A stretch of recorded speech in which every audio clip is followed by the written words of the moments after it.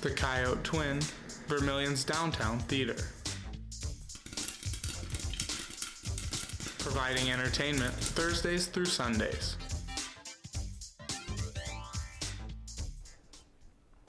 Tonight, fraternities spread laughter and pass out grilled cheese for charities. We'll have that and more coming up. Coyote News starts right now. Live from the Al Newharth Media Center, this is Coyote News. Whooping coughs dramatically spreading in South Dakota. Welcome to Coyote News. I'm Xander Hull. And I'm Ava Sevening. We'll get to that story in a moment, but first, USD freshman Carly Hughes died last week. Carly was earning her bachelor's degree in social work and was a member of the Kappa Alpha Theta sorority. A prayer service was held yesterday with a celebration of life held earlier today.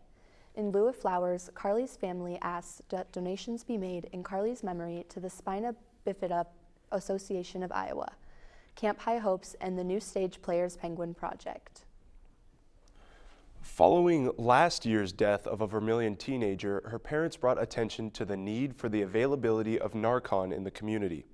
Jim and Jenny Orr's daughter Kelsey died after taking a pill unknowingly laced with fentanyl. The Orrs encouraged the Emily's Hope organization to install a Narcan distribution box at Pump and Pack downtown. The box is designed for public access and contains naloxone kits with instructions to follow if someone has overdosed on opioids. The Orr's story can be found on the Emily's Hope website. The distribution box will open tomorrow at noon. The 170 cases of whooping cough have been reported this year in South Dakota and continues to rise. With the numbers increase, Vermilion School District sent an email to parents and guardians about the disease. Early symptoms include a runny nose and low-grade fever. They then evolve to high-pitched cough and breathing problems. If you or someone you know experiences these symptoms, contact the state's Department of Health or a physician. The school reminded parents and guardians that in case of any illness, students must be fever-free 24 hours before returning to school. Grilled cheese sandwiches were being served up by a USD fraternity to raise money for charity. The annual fundraiser, Grilled Cheese with SAE, encouraged students to buy a ticket to enjoy a sandwich and tomato soup. President Nolan Rounds says the event brings the brothers together to do good for the community. We are currently hosting one of our traditional yearly Grilled Cheese with SAE's philanthropy event to raise money for the Children's Miracle Network. All that money goes directly to the Sanford Sioux Falls Hospital for the Sanford Children's Castle. SAE raises money for Children's Miracle Network through events such as Sleep in Heavenly Peace, Movember, and Be the Match.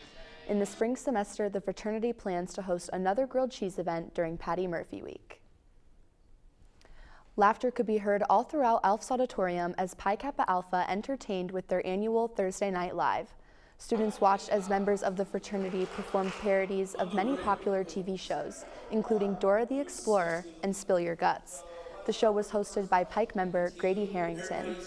We spoof on Saturday Night Live, so we get like sketches, we do skits, something like Family Feud or like Weekend Update. It's all for a really good philanthropy event for Cure Kids Cancer. So all around, it's really fun and it's all for a good cause.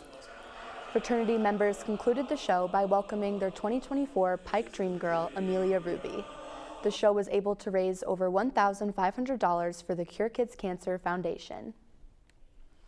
Other fraternities and sororities are hosting more fundraisers and events this week. Pi Beta Phi is hosting their annual Line Dancing for Literacy event tomorrow night. All proceeds will go to Read, Lead, Achieve. The Interfraternity Council is also holding an event tomorrow. All fraternity members are invited to a karaoke and pool tournament with Coyote Cash prizes. Then on Friday, Lambda Chi Alpha is hosting a men's mental health trivia for Movember. More information on Greek life events can be found on their respective social media pages. USD Intramurals has registration open for a 5-on-5 indoor soccer tournament. The tourney starts the Monday after Thanksgiving break and takes place at the Wellness Center. Participation is free. Interested players can register on the IM League's website. The deadline to register is tomorrow at midnight. Charlie's Cupboard wants to know what students think about their services. The Cupboard is hosting a survey with the chance to win prizes. The organization's leaders want to find out how they can better serve the campus community. Students who complete the survey will be entered into a prize drawing. Prizes include Hydro Flask water bottles, holiday baking kits, and Charlie's Cupboard apparel.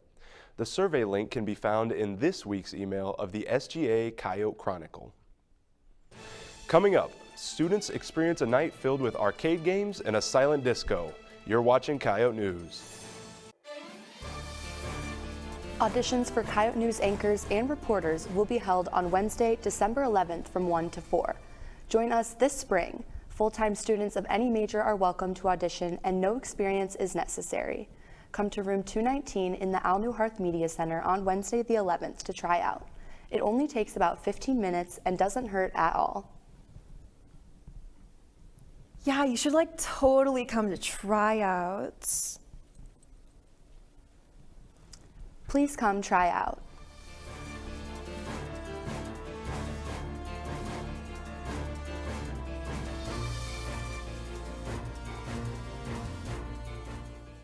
This is Coyote News.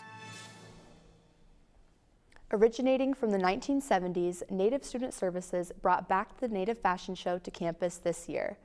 Many students, staff, and community members attended the event. The fashion show featured 4 designers who had the opportunity to embrace their culture and showcase their collections.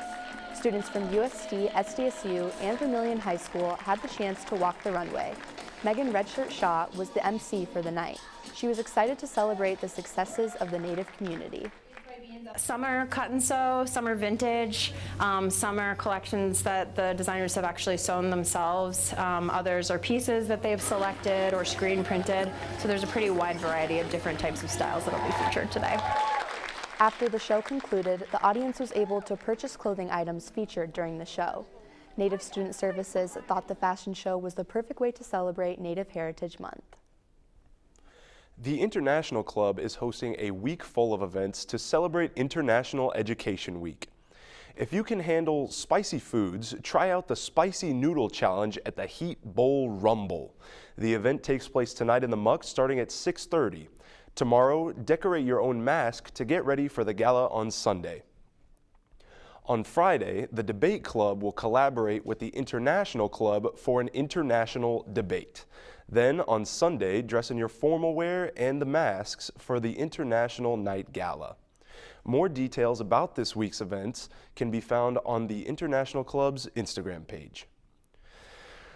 Coyote News' Parker Orr is live in the Muck with a representative from the Gallagher International Center to talk about their celebrations for International Education Week. Parker? Thanks, Xander. I'm live with Study Abroad advisor Haley Friedel for a closer look at International Education Week. Haley, what programming is being implemented for International Education Week by the Gallagher Center?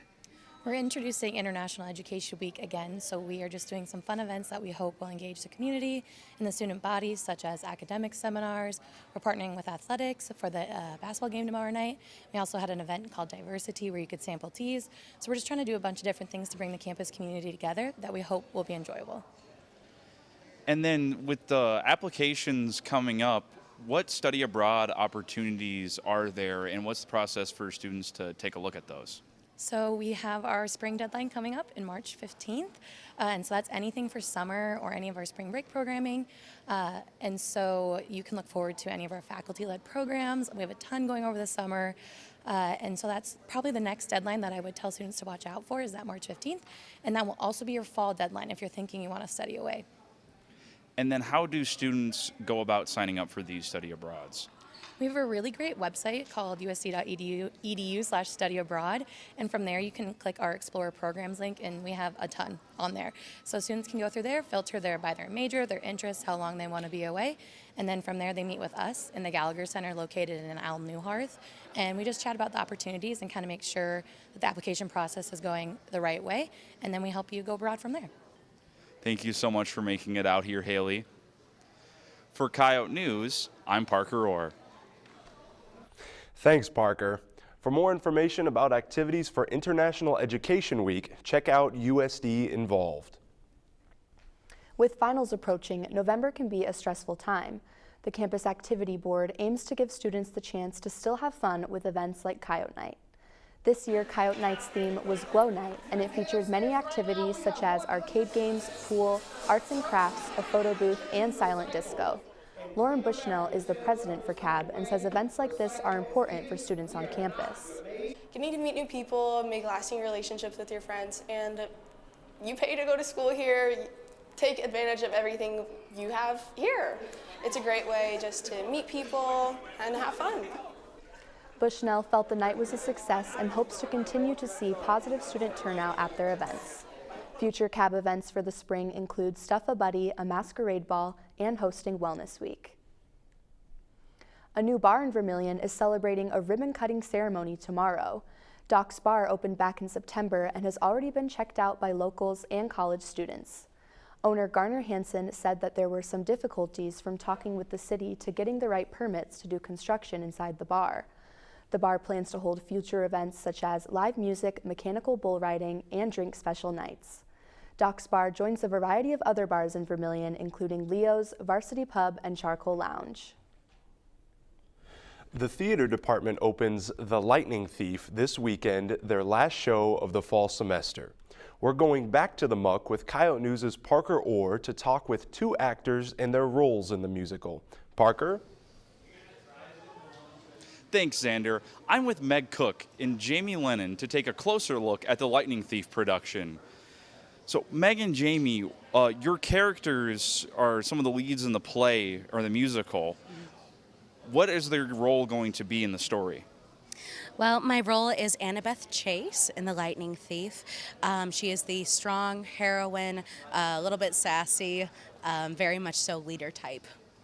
So I'm Percy Jackson in the show, and my role in the show is kind of like the anchor of the show. So the show kind of revolves kind of like the story of like Percy Jackson, how he finds out about who he is, and like kind of how he's just like different like when he was a younger kid, and then he realizes, oh, I'm finding this community of like all of demigods, like, oh, that's so cool, like, and he finally like kind of figures out who he is and kind of combats with like trying to figure out like who his dad is, and kind of goes along with that story.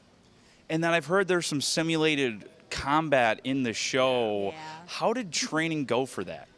It was crazy.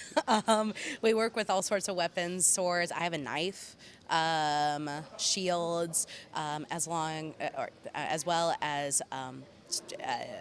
simulated quarterstaffs. Oh my God, yeah, which is like a big wooden dowel, pretty much, as well as some hand-on-hand combat. So that was a lot of fun to learn about.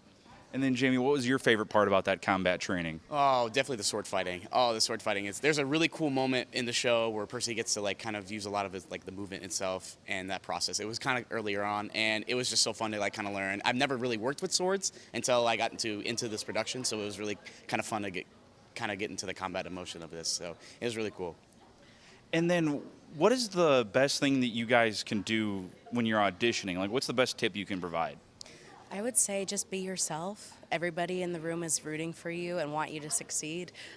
So the audition panel or whoever's behind the table is not as scary as you think. Oh yeah, for sure. Have fun is I think another big thing. Everybody wants to like succeed. You want to make their lives easier. So like just kind of be yourself, just kind of be you. And if you go with like kind of just go in and have fun and show who you are, it's just going to be landslide from there. Yeah. Well, thank you so much, Jamie and Meg. For Coyote News, I'm Parker Orr. Thanks, Parker. The Lightning Thief runs this Friday through Sunday and December 5th through the 8th.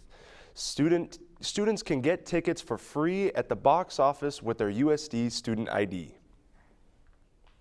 Vermilion is in a wind advisory that's in effect for another 30 minutes. Northwest winds meant today's gusts were up to 50 miles per hour. The wind advisory is in effect for South Dakota, Iowa, Nebraska, and Minnesota. Winds this strong can blow down tree limbs and may cause power outages. Use extra caution when driving, as strong winds can make it difficult, especially for high-profile vehicles. A reminder that next week is Thanksgiving break. There will be classes on Monday and Tuesday, but no classes on Wednesday through the weekend.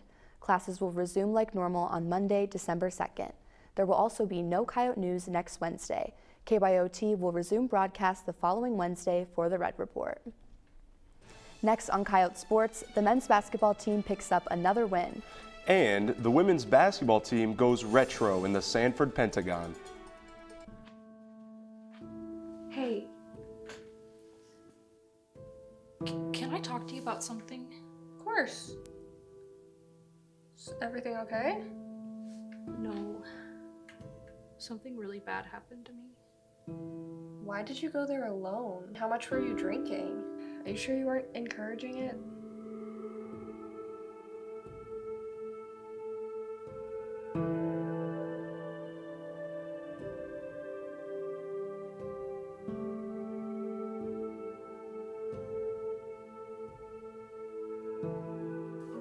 I am so sorry that happened to you. It is not your fault. It took so much courage for you to tell me that, and I'll be here for you in any way that you need.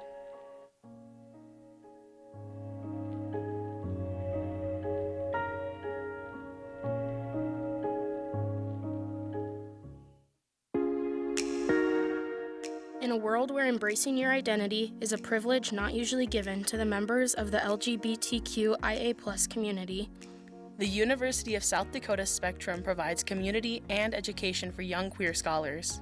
Sexuality and identity are defined on spectrums, and having a community of open-minded, inclusive peers provides safety. Spectrum is one reason all Coyotes can call the University of South Dakota their home.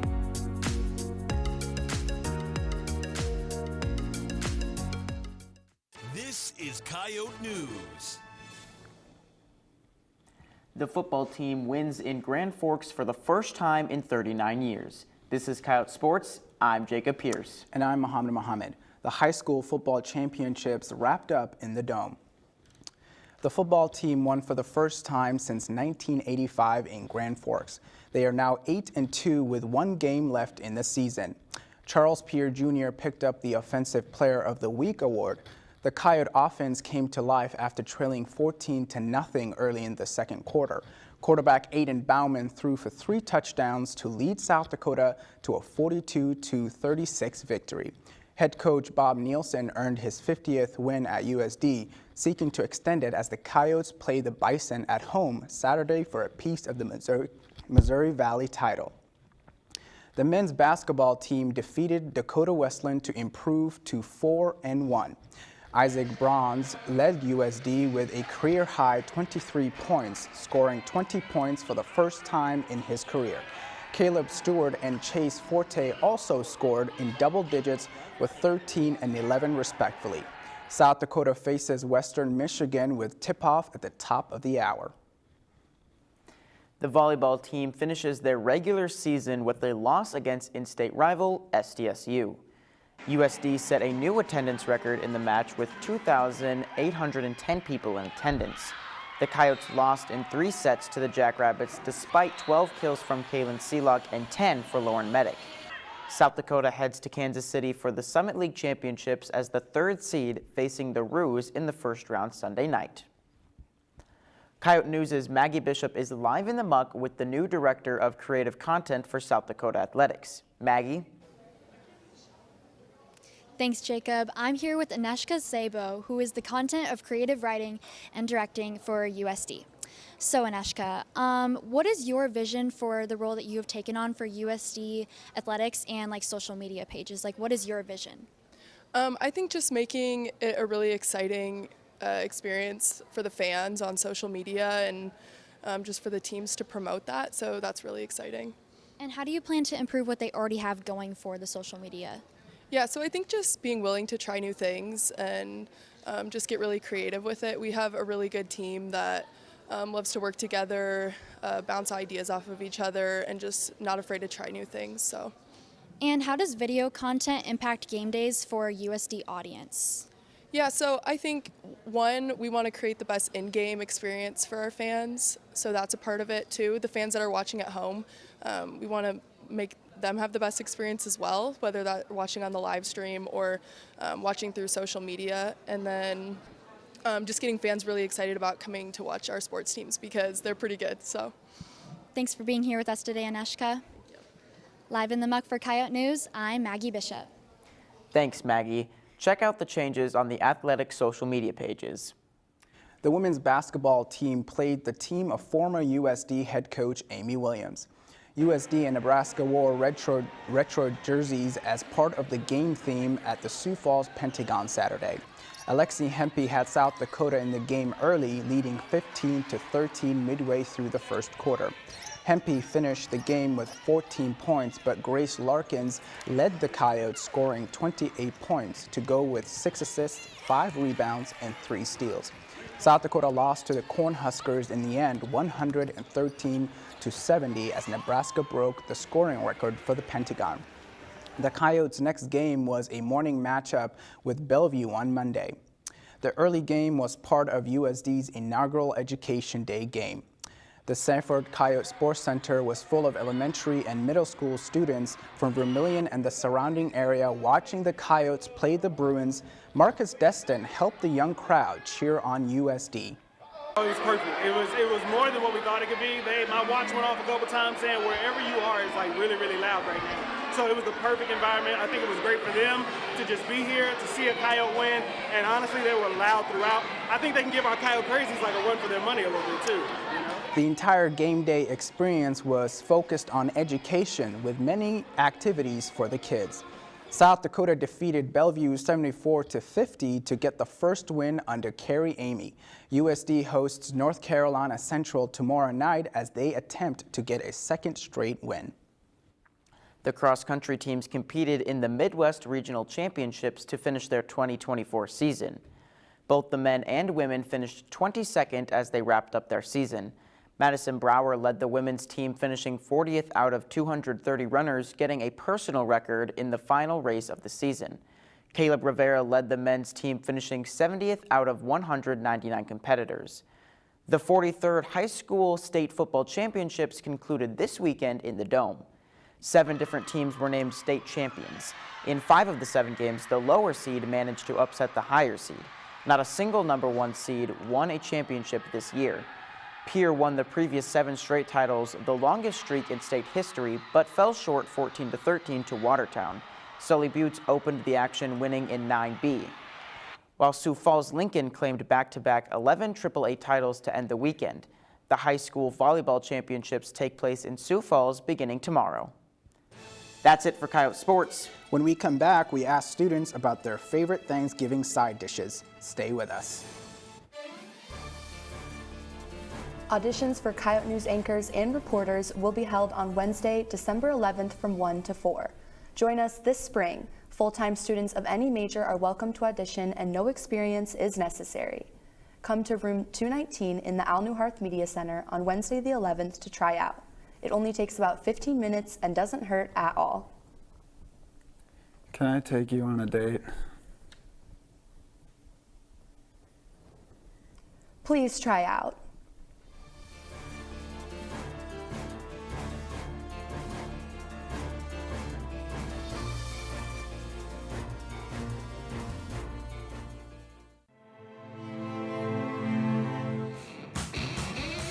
The University of South Dakota's Department of Media and Journalism. You're never gonna know. Fostering students' talent and creativity through the art of filmmaking. Share your stories. Bring your ideas to life.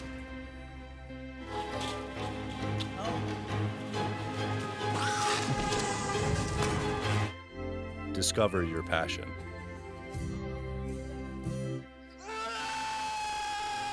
Find your voice.